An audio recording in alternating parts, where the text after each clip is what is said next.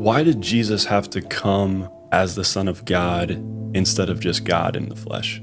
Yeah, that's powerful. Well, when God created our pristine parents, the first human beings, Adam and Eve, we know that in Genesis 1 and 2, everything was perfect. We know that by the time we get to Genesis 3, there is a catastrophic breach in the relationship between God and man. We call this the fall of human beings. As a result of the fall, sin enters into the earth.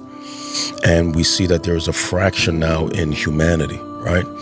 No one can really push against that claim because we could just look at the totality of the sickness of human beings, whether we are white, black, or brown.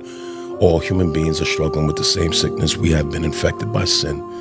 It is the source of all of our insecurities, our shame, our failure, our relational tension. It is the source of wars, poverty, sickness, and disease. It has infected human beings. It has infected all of creation, right? And because God is holy, he demands a payment for sin. His payment for sin is blood. And so what does God do?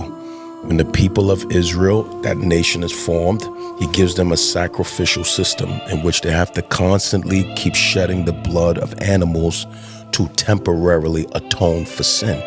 God's payment for sin is that blood must be shed. Wow. So for thousands of years, you have these Israelites shedding the blood of animals as a temporary atonement for sin. That was a foreshadow of what Christ would do. So Christ, who has always existed, let's make sure that's clear, has always existed. He is not a created being. He is part of the Godhead, the Father, Son, and the Holy Spirit, right? A spirit cannot shed blood. So Christ, who has always existed, had to take on a physical human body, borrowed a womb of a virgin.